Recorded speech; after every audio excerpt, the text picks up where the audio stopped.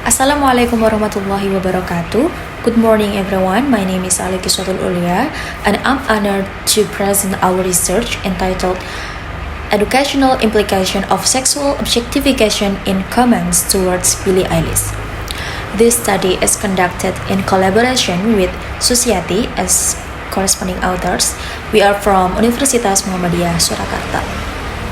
Today, I will discuss how social media facilitates sexual objectification, particularly in online comments directed at Billie Eilish, and explore its implication for education and digital literacy.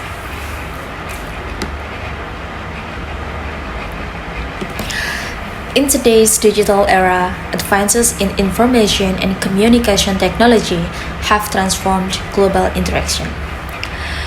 Social media platforms like TikTok, Instagram, YouTube, X, formerly Twitter, are dominant spaces, especially among Generation Z.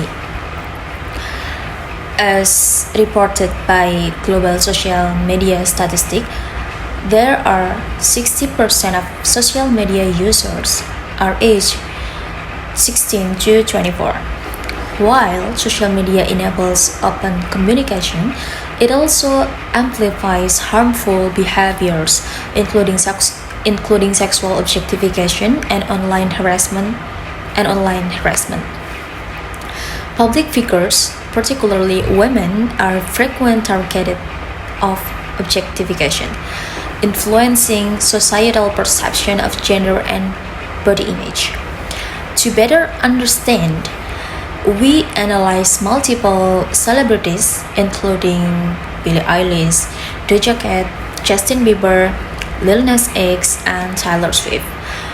And then our finding revealed that Billie Eilish received the higher proportion of objectifying comments, making her the focus of this study.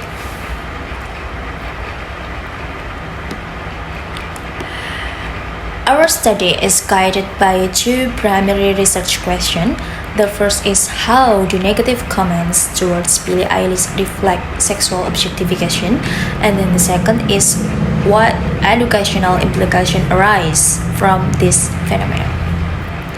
To answer these questions, we examine social media comments and analyze their patterns based on existing theories of sexual objectification.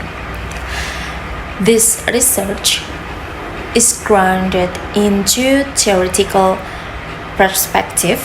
The first is from the Martinus-Baum 1995 framework. The second is Timo Jutten 2016. The first, Nussbaum 1995, defines objectification through 7 features.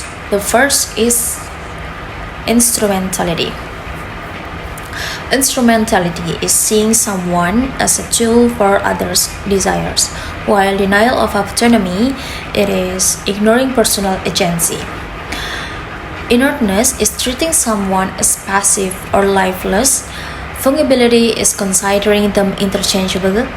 Violability is treating them as if they can be harmed without consequence, and then ownership is assuming control over them, and then denial of subjectivity, ignoring their emotion and experience. The second is the critic from Timo Jutten 2016. Jutten argues that objectification is not just interpersonal but systemic, reinforced by social norms and digital culture. Women can be objectified even without direct interaction, as online spaces promote gender expectation and stereotype. By combining these two frameworks, we analyze how Billie Eilish is objectified and how social media normalize such behavior. We employed a qualitative research by Creswell and Creswell 2017 with an inductive analysis to identify patterns in social media comments. The data research from Instagram TikTok, YouTube, and then X, formerly Twitter. And then the selection criteria is comments that focus on Billie's physical appearance, sexuality, or object status based on his poem's framework. The data credibility is using thematic analysis by categorizing the comments with Nussbaum framework. Then the finding and the result. Our analysis of 100 negative comments revealed that 50% contained element of sexual objectification. Categorized based on Nussbaum's framework, Billie Eilish is frequently reduced to her physical appearance, disregarding her talent, autonomy, and identity.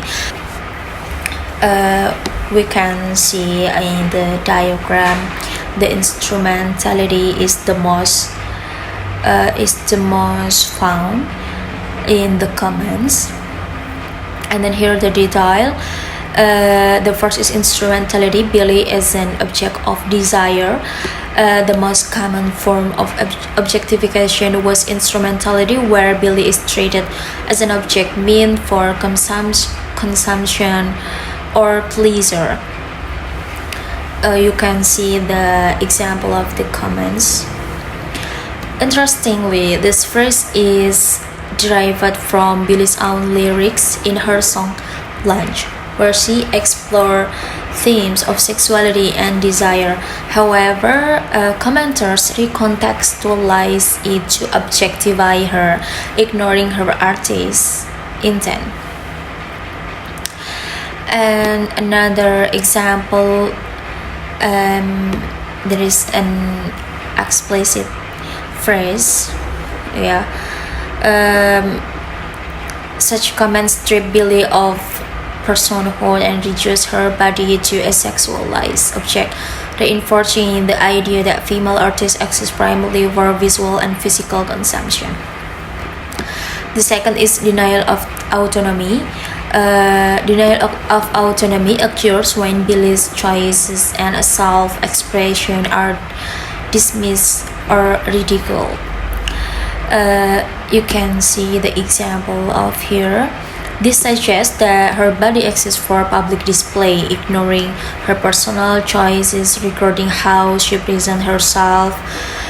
Billie is known for her intentional fashion choice, often wearing oversized clothing to avoid sexualization, but ironically, even this effort has led her to conform to mainstream expectation. There are also the state like cancel culture. Maybe this reflects homophobic and misogynistic undertones, where Billie's sexual identity and artistic expression are mocked, further limiting her autonomy over her own identity. After that is violability. Violability suggests that Billie can be used, violated, or degraded without concern for her well-being. Some of the most explicit comments in our study fall into this category. You can see these comments go beyond objectification and verge into digital sexual harassment, reinforcing the idea that public figures, especially women, lack bodily autonomy and are open to sexual advances. After that, denial of subjectivity. It occurs when Billie's thought, emotion, and agency are disregarded. This was evident in comments like you can read by yourself. This reflects the expectation that public figures are not entitled to personal opinions or boundaries, reinforcing a dehumanist view of celebrities' idea. While this may seem like a joke, such false online bullying contribute to mental health deterioration and public alienation for many celebrities. After that is ownership.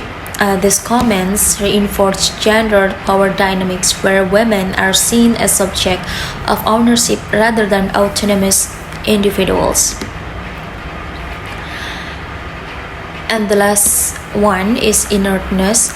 Lastly, inertness is when Billie is portrayed as passive or undeserving of her success.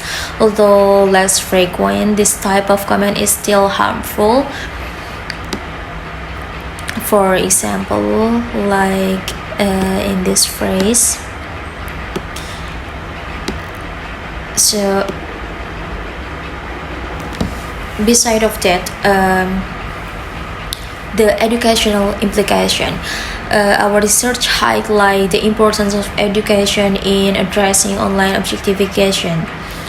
The key takeaways include counter-messaging initiative can reduce hate speech and objectification as cited by Van Oosten 2021. And then digital literacy and language education are essential for ethical online engagement. The ethical responsibility is important because users must understand that online comments have real-world psychological impacts.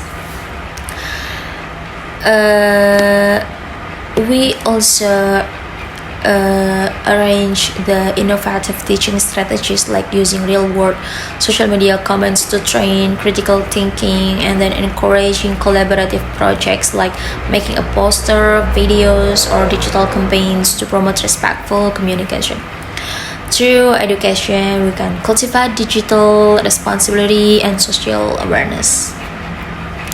To conclude, sexual objectification remains a persistent issue in digital spaces. Educational interventions are key to fostering ethical online communication. Negative comments have real impacts emotionally, mentally, and socially. So the future research, I hope they can explore how digital literacy training and influence online behavior. Ultimately, creating a more ethical digital culture requires collaborative efforts from educators, researchers, policymakers, and social media users. So that concludes my presentation. Thanks for your nice attention, and wassalamualaikum warahmatullahi wabarakatuh.